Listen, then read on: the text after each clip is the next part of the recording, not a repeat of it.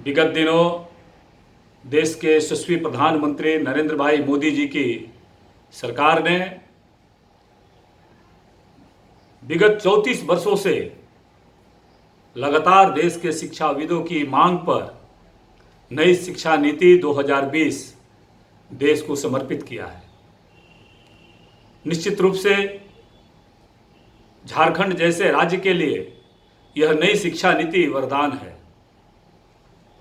आप सबों के माध्यम से अपने यशस्वी प्रधानमंत्री नरेंद्र भाई मोदी जी और भारत सरकार के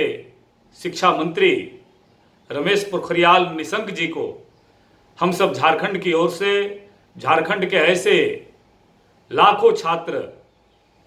लाखों आदिवासी, पिछड़े, दलित, ग्रामीण क्षेत्रों के छात्रों को के माध्यम से अपने यशस्वी प्रधानमंत्री जी को और केंद्रीय शिक्षा मंत्री जी को इस नई शिक्षा नीति के देने के लिए उन्हें हम आभार व्यक्त करते हैं, उन्हें साधुवाद देते हैं। निश्चित रूप से जिस प्रकार से यशस्वी प्रधानमंत्री जी ने 34 वर्षों के बाद इस देश के अंदर जो वर्षों के शिक्षाविदों की मांग थी, विशेष करके मैं झारखंड की बात करता हूं कि झारखंड जैसे राज्य में यहाँ 32 से अधिक जनजातीय भाषाएं बोली जाती है। ऐसे छात्र, ऐसे ग्रामीण परिवेश का यह झारखंड, जिस झारखंड में के शिक्षाविदों की मांग लगातार रही है कि उनके मातृभाषा में पढ़ाई होने से, प्रारंभिक पढ़ाई होने से वो बच्चे अधिक प्रतिभा के साथ अपनी गुणवत्ता को निखार सकते हैं। और ऐसे में जल, जंगल, जमीन की बात करने वाले, मैं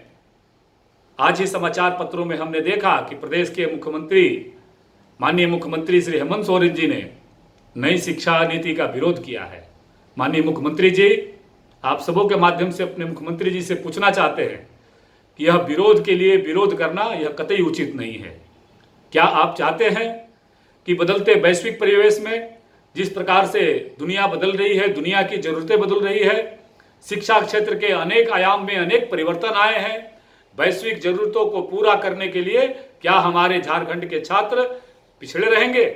क्या हमारे झारखंड के उन आदिवासी छात्रों का, उन ग्रामीण परिवेश में रहने वाले छात्रों का